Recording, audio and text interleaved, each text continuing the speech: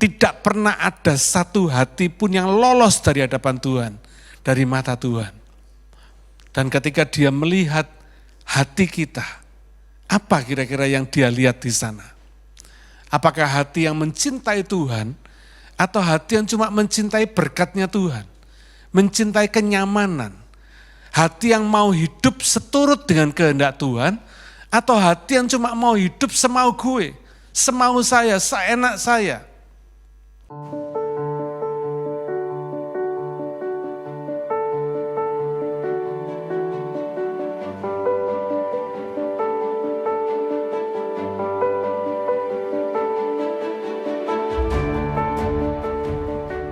Good morning saudara, Shalom semua jemaat yang dikasihi oleh Tuhan. Demikian juga saya mau menyapa jemaat global kita dan para YouTube subscribers di seluruh dunia yang selalu setia mengikuti channel gereja kita. Saudara, judul khotbah saya hari ini adalah kepatutan atau kelayakan. Kepatutan atau kelayakan ini memang tidak selalu berhubungan dengan boleh atau tidak boleh, tetapi lebih banyak berhubungan dengan mau atau tidak mau, dan kadang-kadang urusan kepatutan dan kelayakan ini tidak ada hubungannya dengan dosa.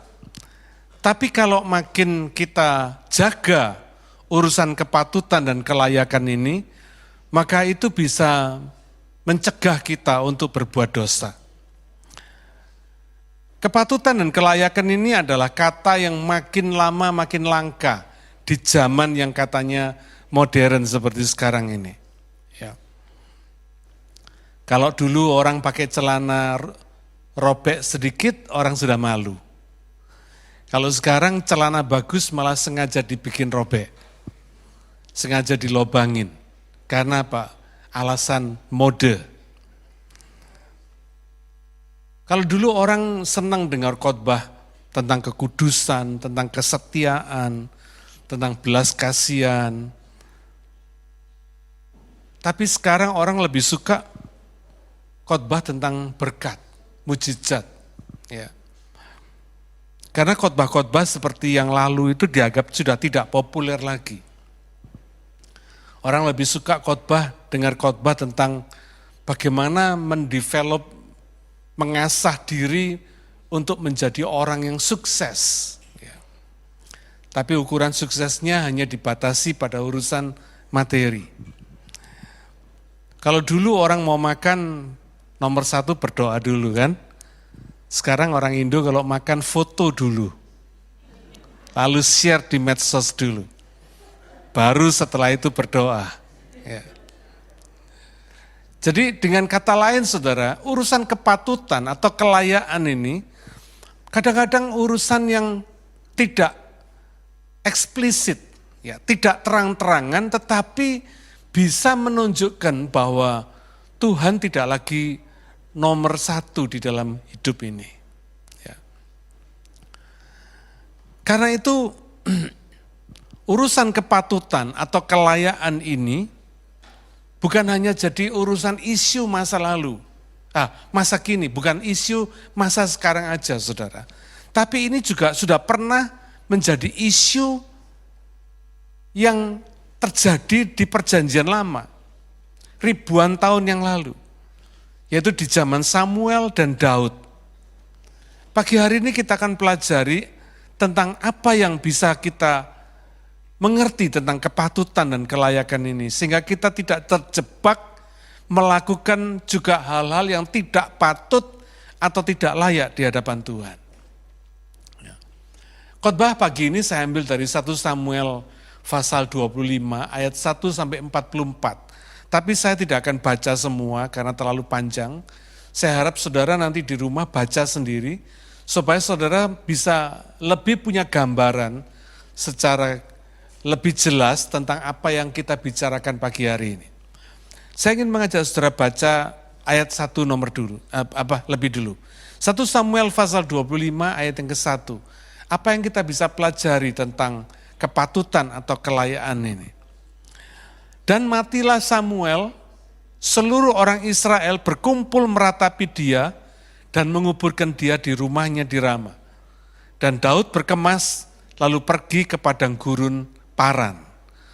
Saudara, pertama yang kita bisa belajar pagi hari ini tentang kepatutan, yaitu ketika hidup harus dihormati, bukan setelah mati baru dihormati.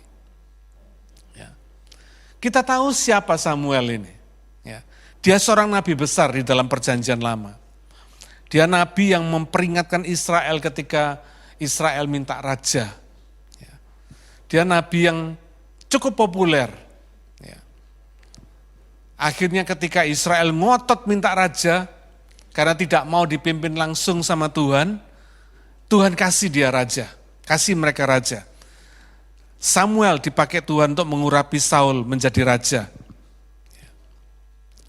Samuel ini juga nabi yang dipakai Tuhan untuk mengurapi Daud. Ketika satu ketika Saul sudah ditolak oleh Tuhan dan tidak berkenan di hadapan Tuhan. Samuel ini juga berhasil mendirikan dan memimpin sekolah nabi-nabi. Saudara bisa baca nanti di 1 Samuel 19 ayat 20. Tapi pada akhir hidupnya, Samuel ini kasihan, hidupnya mengenaskan saudara. Ia dikucilkan dalam masyarakat, ditaruh di tempat terpencil, dia mengalami ketidakadilan karena orang Israel menolak dia. Bayangin ya, seorang nabi besar seperti Samuel, yang sangat dihormati oleh Tuhan, ditolak oleh Israel. Ini karena orang Israel ingin menikmati hidup yang tenang. Hidup yang tidak terganggu dengan suara kenabian Samuel yang selalu memperingatkan akan dosa-dosa mereka. Hidup yang sesuai dengan keinginan hati mereka sendiri, bukan keinginan Tuhan. Saudara, kita mesti hati-hati kalau sudah kita mau hidup nyaman di dunia ini tanpa mau diganggu oleh apapun juga, termasuk oleh firman Tuhan, oleh hukum-hukum Tuhan, oleh nasihat-nasihat para hamba Tuhan, bahaya. Ya.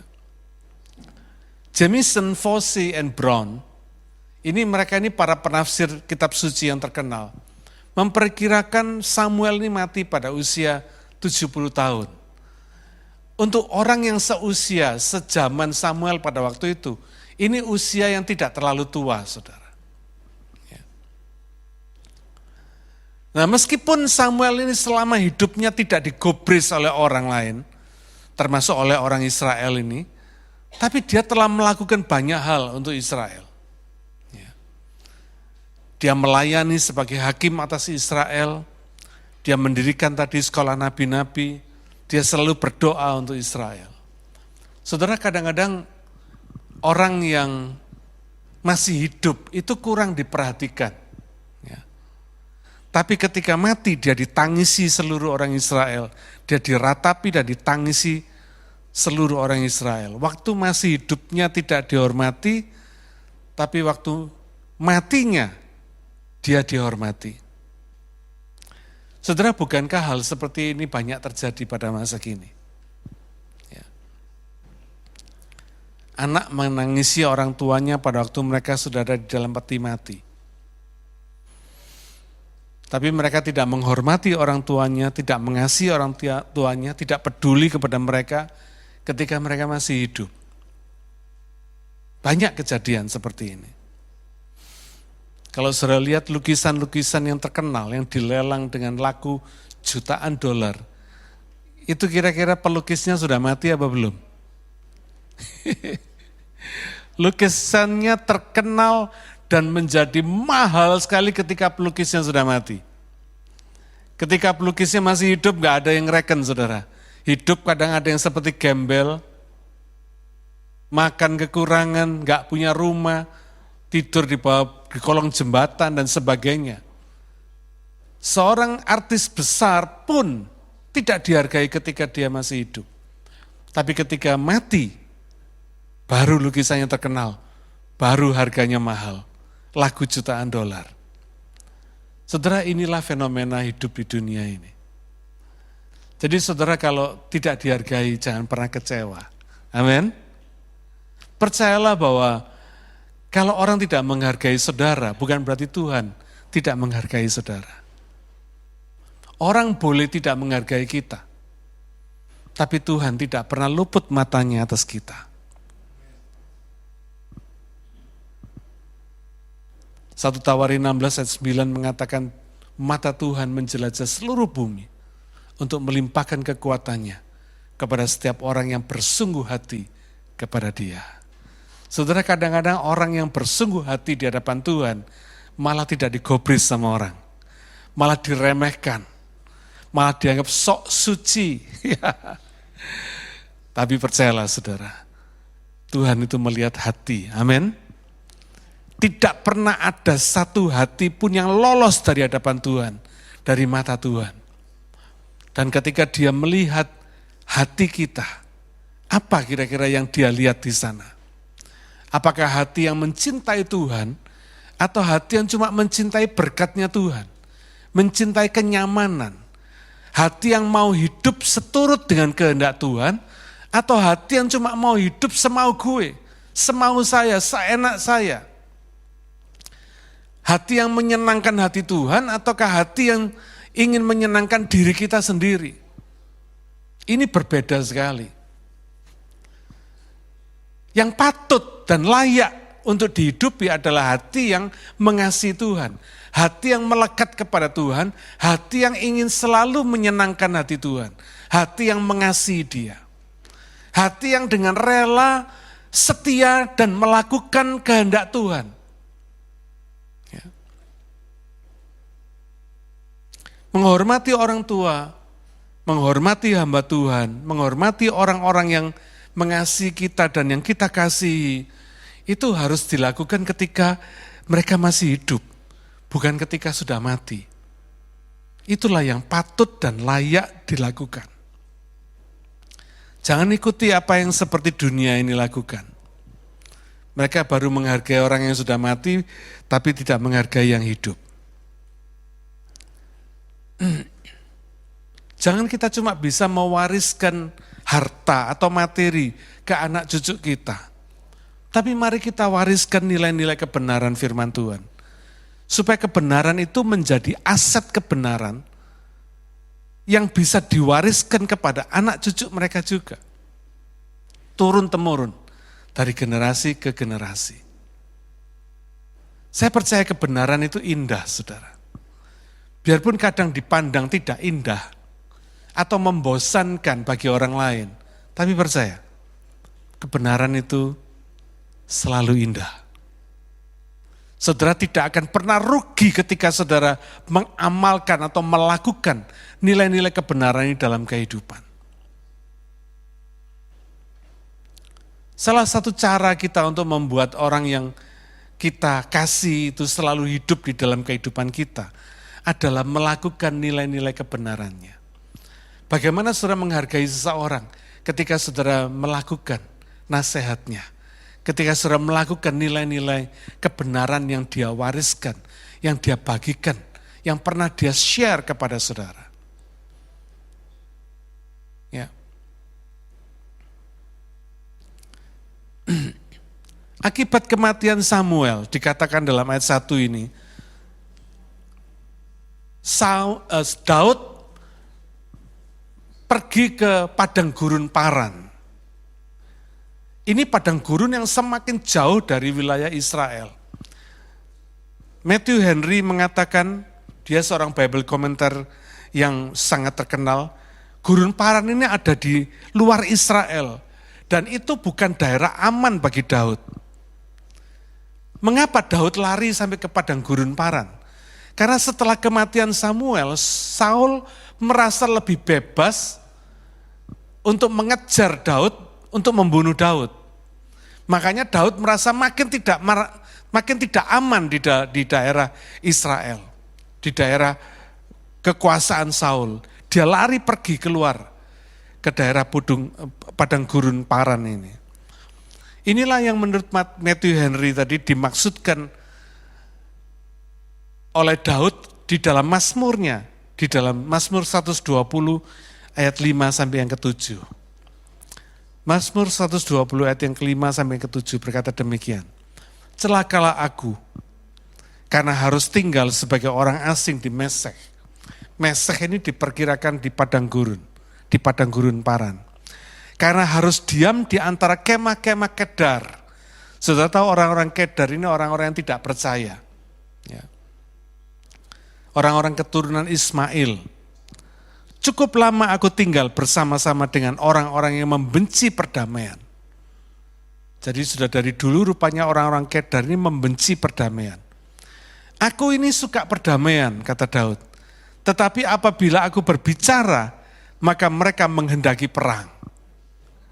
Saudara lihat ya, ini Bani Kedar ini memang terkenal sebagai keledai liar. Saudara ya. Di Alkitab dicatat sebagai keledai liar. Ya. Nah coba saudara perhatikan, orang baik seperti Daud, tidak punya salah dikejar, diuber-uber untuk mau dibunuh sama Saul.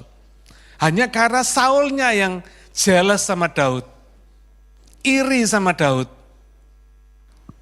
Karena orang Israel memuji Saul, membunuh ribuan orang, ribuan musuh, tapi Daud membunuh puluhan ribu musuh.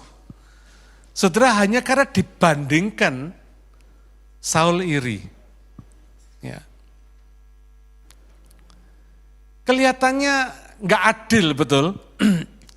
Daud yang baik harus lari menjauhkan diri keluar dari daerah tanah kelahirannya sendiri. Tanpa salah dia harus dikejar untuk dibunuh. Ya. Orang baik seperti Daud harus mengalami keadaan yang semakin buruk. Bukan semakin baik, semakin buruk, saudara. Tidak seperti yang dia harapkan. Bukan semakin baik, tapi semakin buruk. Saudara bisa bayangin, mungkin pada waktu Samuel masih hidup, Daud masih bisa berharap terhadap Samuel. Tapi ketika Samuel mati, kata Daud, nah, finish saya, katanya. Sudah tidak ada lagi yang ditakuti sama Saul. Larilah dia ke padang gurun Paran. Inilah yang dikatakan sebagai sovereignty atau kedaulatan Tuhan. Orang baik tidak harus selalu mengalami yang baik. Kadang-kadang orang baik mengalami yang tidak baik. Ya. Demikian juga orang jahat tidak selalu mengalami yang buruk. Kadang-kadang orang jahat malah mengalami semakin baik. Kelihatan semakin menonjol, semakin diberkati, semakin kaya. Saudara, untung kita sudah belajar dari khotbah yang lalu. Bahwa berkat itu hanyalah bukti dari kasih Tuhan yang adil kepada semua orang. Ingat ya, Tuhan menerbitkan matahari bagi orang yang baik dan orang yang jahat, juga menurunkan hujan bagi orang yang benar dan tidak benar. Ya. Mari kita belajar, saudara, supaya di dalam hidup kita ada kepatutan yang penting sekali kita pegang, yaitu hormati orang, hormati Tuhan, sementara kita masih hidup, sementara mereka masih hidup. Jangan tunggu mereka mati. Amin. Ya. Yang kedua, saudara, kebaikan mesti dibalas dengan kebaikan, bukan dengan kejahatan.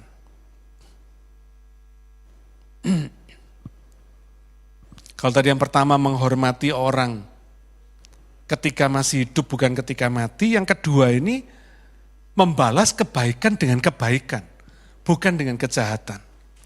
Saya ingin mengajak saudara baca ayat yang kedua sampai ayat yang ke-19, kemudian lompat ke 21 sampai 24 ya. Ketika itu ada seorang laki-laki di Maon yang mempunyai perusahaan di Karmel. Orang itu sangat kaya. Ia mempunyai 3.000 ekor domba dan 1.000 ekor kambing. Wah, zaman itu kira-kira konglomerat ini, saudara. Ia ada di Karmel pada pengguntingan bulu domba-dombanya. Nama orang itu Nabal dan nama istrinya Abigail. Perempuan itu bijak dan cantik, tetapi laki-laki itu kasar dan jahat kelakuannya. Ia seorang keturunan Kaleb. Ketika didengar Daud di padang gurun, bahwa Nabal sedang menggunting bulu domba-dombanya, maka Daud menyuruh 10 orang, dan kepada orang-orang itu Daud berkata, pergilah ke Karmel dan temuilah Nabal. Tanyakanlah keselamatannya atas namaku, dan sampaikanlah salam ini kepadanya. Selamat, selamatlah engkau. Dalam bahasa aslinya ditulis shalom. Shalom alaihim, kira-kira begitu. Selamatlah keluargamu, shalom atas seluruh keluargamu. Selamatlah segala yang ada padamu. Baru-baru ini aku mendengar bahwa engkau mengadakan pengguntingan bulu domba. Adapun gembala-gembalamu yang ada dengan kami, tidak kami ganggu. Dan tidak ada sesuatu yang hilang daripada mereka selama mereka ada di Karmel. Tanyakanlah kepada orang-orangmu, mereka tentu akan memberitahukan kepadamu, sebab itu biarlah orang-orang ini mendapat belas kasihanmu. Bukankah kami ini datang pada hari raya? Berikanlah kepada hamba-hambamu ini, kepada anakmu Daud, apa yang ada padamu. Ketika orang-orang Daud sampai ke sana, berkatalah mereka kepada Nabal atas nama Daud, tepat seperti yang dikatakan kepada mereka. Kemudian mereka menanti. Tetapi Nabal menjawab anak buah Daud itu, katanya, siapakah Daud? Siapakah anak Isai itu? Pada waktu sekarang ini ada banyak hamba-hamba yang lari dari tuannya. Masakan aku mengambil rotiku, air minumku, dan hewan bantaian yang kubantai bagi orang-orang pengguntingku untuk memberikannya kepada orang-orang yang aku tidak tahu dari mana mereka datang. Lalu orang-orang Daud itu berbalik pulang, dan setelah sampai mereka memberitahukan kepadanya tepat seperti yang dikatakan kepada mereka. Kemudian berkatalah Daud kepada orang-orangnya, kamu masing-masing sandanglah pedang. Lalu mereka masing-masing menyandang pedangnya, Daud sendiri pun menyandang pedangnya. Sesudah itu kira-kira 400 orang maju mengikuti Daud. Sedang 200 orang tinggal menjaga barang-barang. Tetapi kepada Abigail, istri Nabal, telah diberitahukan oleh salah seorang bujangnya. Katanya, ketahuilah, Daud menyuruh orang dari padang gurun untuk memberi salam kepada Tuhan kita. Tetapi ia memaki-maki mereka. Padahal orang-orang itu sangat baik kepada kami. Mereka tidak mengganggu kami, dan kami tidak kehilangan apa-apa selama kami lalu lalang di dekat mereka. Ketika kami ada di ladang, mereka seperti pagar tembok sekeliling kami siang malam, selama kami menggembalakan domba-domba di dekat mereka. Oleh sebab itu pikirkanlah dan pertimbangkanlah apa yang harus kau perbuat.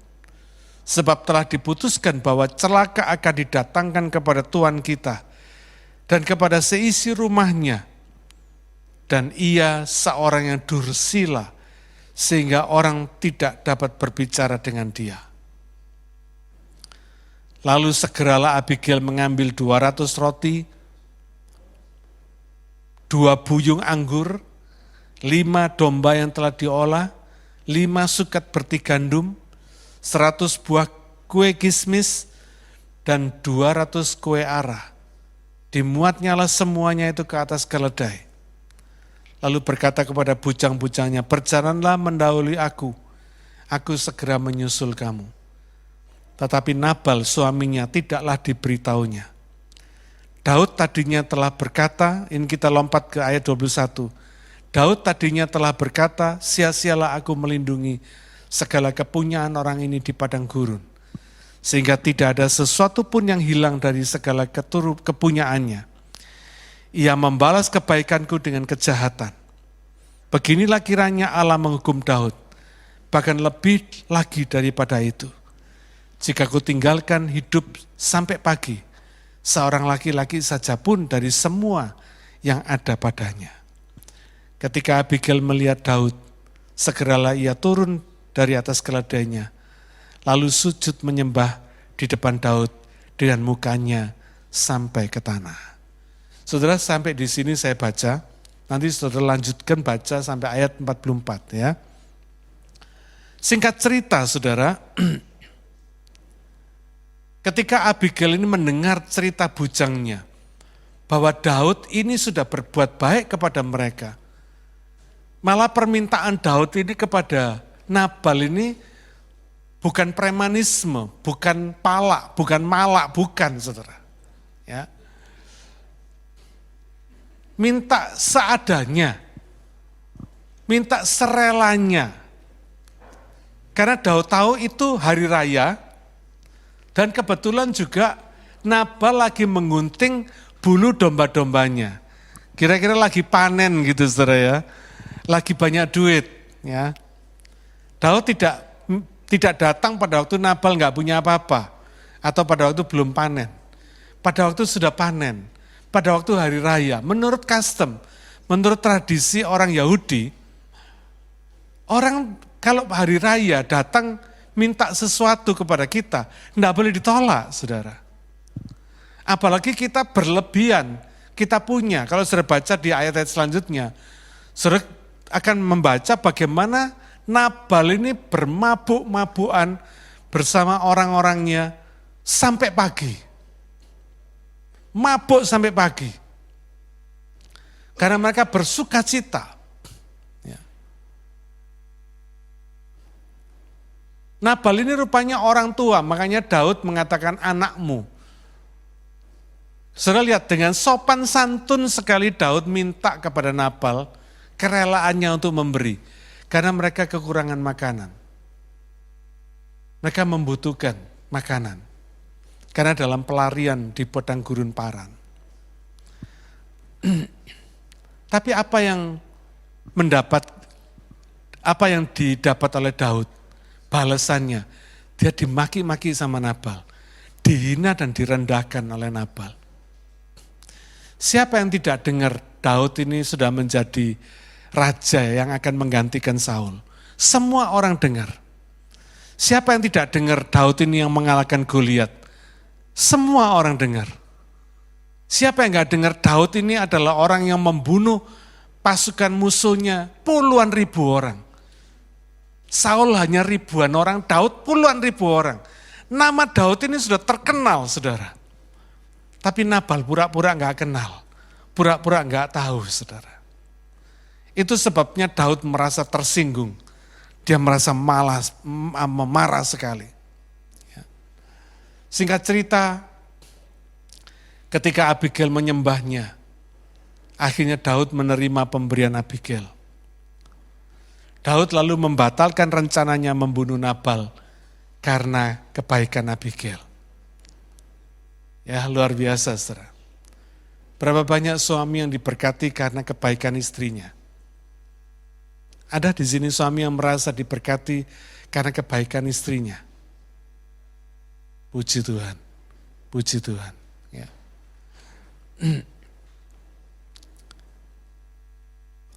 Tetapi meskipun Daud membatalkan rencananya membunuh Nabal, perhatikan ini saudara, Tuhan tidak melepaskan Nabal. Pada akhirnya, Abigail menceritakan kepada Nabal tentang apa yang akan dilakukan Daud terhadap dia. Dia kaget sekali.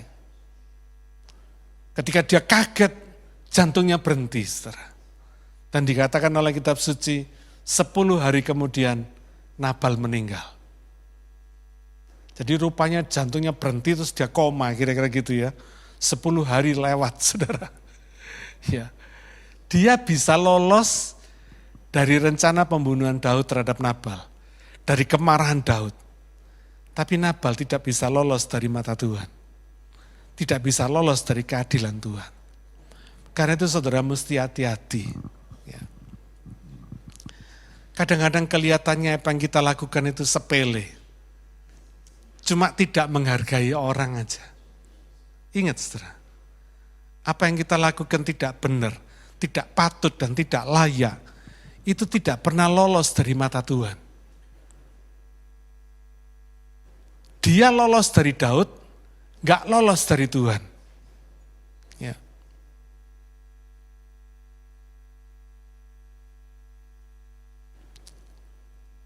Sekarang kita belajar dari orang-orang seperti Nabal dan Abigail ini.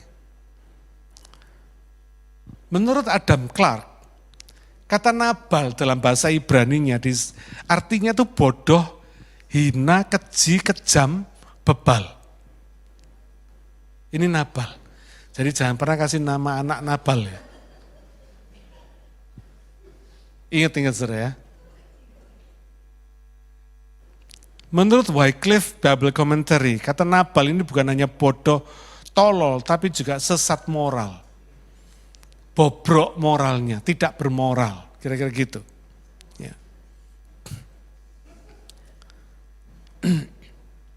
Malah lebih jauh ditunjukkan bahwa kata Nabal ini berarti orang yang tidak peka terhadap kehendak Tuhan dan tidak peka terhadap kebutuhan orang lain. Orang yang semaunya sendiri. Menunjuk pada orang yang tidak religius, tidak mau kenal Tuhan, yang kasar, kejam, jahat, tidak tahu etika, liar, bebal, dan sukar dikendalikan. Ya. Ini Nabal, saudara. Dengan demikian, dari namanya saja kita bisa tahu apa yang dia perlakukan terhadap Daud, persis sesuai dengan namanya. Ya. Meskipun dikatakan di dalam ayat yang ketiga, Nabal ini keturunan Kaleb. Kaleb dalam bahasa Ibraninya artinya seperti anjing. Ya. Tapi kita tahu Kaleb ini orang yang baik. Dia salah satu pengintai Israel yang diizinkan masuk Kanaan bersama Yosua, betul? Ada 12 pengintai yang dikirimkan ke Kanaan oleh Musa waktu itu. 10 orang bicara negatif tentang Kanaan, 2 orang ini termasuk Kaleb bicara positif tentang Kanaan. Dan Kaleb dan Yosua ini adalah orang yang diizinkan masuk Kanaan. Ya, luar biasa. Kaleb tidak cocok seperti namanya. Meskipun namanya dikatakan seperti anjing, bukan berarti terus negatif, enggak, saudara. Ya. Tetapi sebaliknya, Nabal dikatakan keturunan Kaleb. Nabal ini tidak cocok dengan Kalebnya, dengan nenek moyangnya, dengan keturunannya. Nabal ini tinggal di Karmel, Kaleb ini di Hebron. Hebron adalah tempat di mana yang diberikan kepada Kaleb. Ya. Daerah yang diberikan kepada Kaleb. Jadi rupanya Nabal ini mewarisi tanah leluhurnya Kaleb, tetapi tidak mewarisi rohnya Kaleb. Tidak mewarisi karakternya dan kebaikannya. Beda 180 derajat dengan Kaleb. Kalau Kalebnya baik, menyenangkan hati Tuhan, Nabalnya luar biasa jeleknya. Ya. Dengan kata lain, Nabal ini mempermalukan nenek moyangnya. Memperlakukan nenek moyang keturunannya. Ya. Saudara, bukankah pada hari-hari ini banyak orang Kristen yang baik? Dia mungkin pendeta, saleh, dia hamba Tuhan, pelayan Tuhan. Tapi banyak orang-orang yang baik dan saleh seperti ini punya keturunan yang tidak baik. Banyak enggak? Banyak. Banyak, saudara. Ya.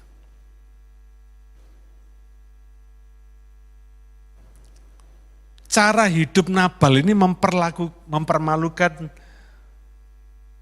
sejarah hidup nenek moyangnya yang baik, yaitu Kaleb. Ini yang tidak patut. Mari kita belajar dari cara hidup nenek moyang keturunan kita yang baik. Yang enggak baik jangan ditiru. Yang baik kita lakukan. Amin. Ya. Dan Nabal ini seorang pengusaha domba yang sangat kaya raya. Rupanya ini yang membuat dia punya alasan untuk hidup semaunya sendiri. Dia tidak peduli pada kepatutan atau kelayaan yang seharusnya dia lakukan.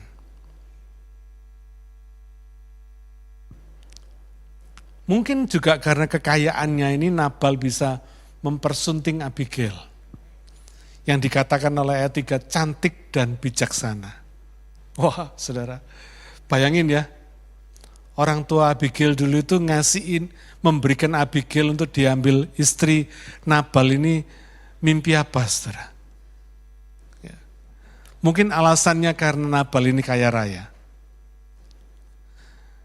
Berapa banyak orang tua yang memberikan anaknya yang baik untuk dipersunting orang yang cuma kaya raya, tapi tanpa memperhatikan karakternya. Jangan ya, kalau saudara nanti punya mantu, jangan pilih mantu yang kaya raya tanpa tahu karakternya. Ya. Kalau kaya raya baik, enggak apa-apa. Tapi jangan cuma dengan alasan kaya raya. Pokoknya sugih timbat. Jangan, saudara ya. Nanti ketipu. Bayangin kalau saudara jadi Abigail harus kawin sama orang yang model seperti Nabal ini. Sudah tua karpe dewe, kira-kira gitu ya. Meskipun kaya raya tapi semau gue. Kasar, jahat, kejam, licik, bebal, enggak mau dibilangin gitu ya.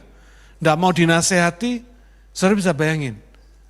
Ini merupakan belenggu hidup seumur hidup, betul? Jangan izinkan anak saudara kawin sama orang yang cuma kaya raya, tapi karakternya tidak baik. Harus cari yang baik dulu.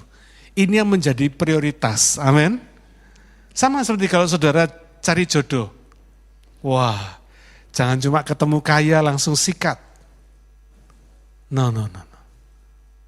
Kaya belum tentu baik. Tapi kalau kaya baik enggak apa-apa. Amin. Tapi kaya tidak boleh menjadi ukuran prioritas. Karakter yang mesti jadi ukuran prioritas. Supaya saudara tidak terbelenggu seumur hidup di dalam ketidakadilan. Ya. Cari yang baik.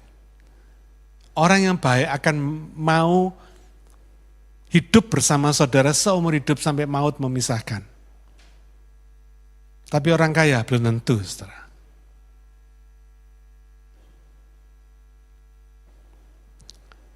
Karena perkawinan itu bukan cuma bicara tentang dua orang laki perempuan, bukan.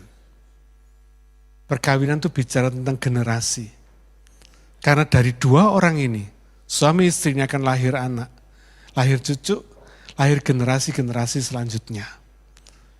Jangan sampai kesalahan yang kita buat harus dialami resikonya oleh anak cucu mantu kita selanjutnya.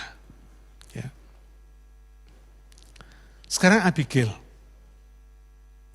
Abigail punya arti kata sukacita dari ayah. Ya. Artinya baik sekali. Ya. Sukacita dari ayah. Abigail dikatakan cantik dan bijak. Ya. Jelas orang seperti Abigail kawin sama Nabal. Kira-kira menurut saudara bahagia apa enggak?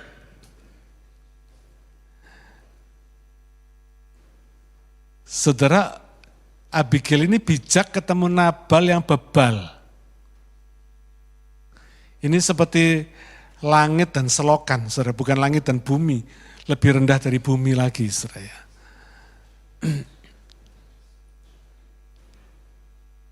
Abigail dikatakan dia seorang yang bijak, cerdas, berhikmat. Kawin sama orang yang tolol, bebal, dungu, kejam, jahat, kasar, liar, seperti Nabal. Jelas kita bisa tahu perkawinan Abigail dan Nabal ini pasti nggak bahagia, saudara. hanya karena dia menuruti keinginan orang tuanya. Karena pada zaman itu perkawinan adalah dijodohkan. Dia tidak bisa menolak. Tapi kalau dia bisa memilih, dia pasti tidak akan pilih Nabal. Karena Abigail pasti memilih kebahagiaan hidupnya daripada penderitaan dan ketidakadilan seumur hidupnya.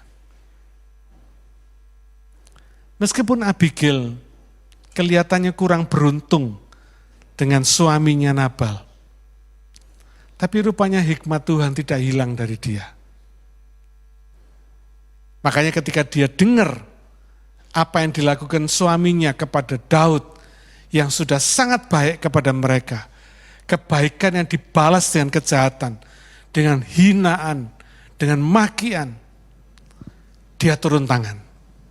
Tanpa memberitahukan kepada suaminya yang pada waktu itu sedang mabuk-mabukan, dia turun tangan, dia ngambil tindakan, dia berikan apa yang menjadi kebutuhan Daud dengan sukarela. Dia berikan sebanyak mungkin dia bisa berikan. Dan rupanya apa yang dilakukan Abigail ini, kebaikan yang dilakukan Abigail ini berhasil meredakan amarah Daud. Sehingga tidak membunuh Nabal. Ya. Tapi ingat saudara, pada akhirnya, meskipun Abigail ini pada mulanya, dia tidak beruntung karena harus married dengan orang yang seperti Nabal. Tapi ketika setelah Nabal meninggal, Daud mengirim utusan untuk mengambil Abigail sebagai istrinya. Lihat saudara, kembali Tuhan tidak pernah meninggalkan orang yang baik seperti Abigail.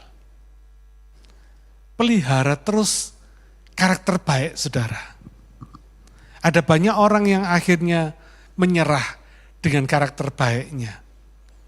Dia bilang, semua orang jahat Pak, percuma saya jadi orang baik.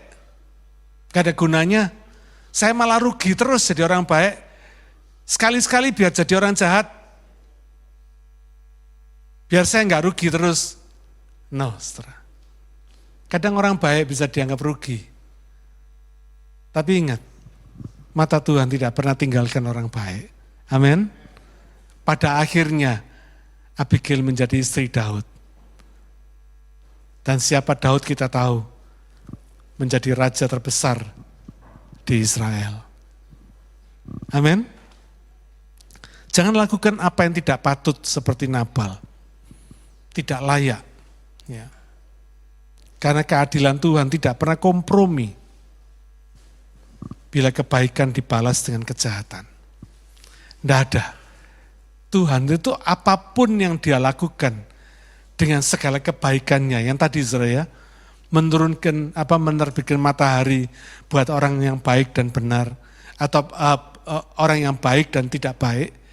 Menurunkan hujan untuk orang yang benar dan tidak benar.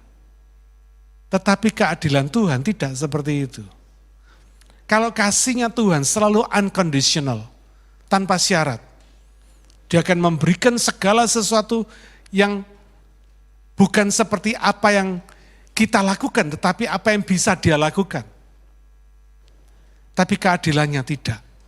Saudara ingat-ingat ini. Karena Tuhan di dalam kasihnya, dia tidak pernah kehilangan keadilannya. Dan keadilannya ini tidak pernah kompromi dengan kejahatan.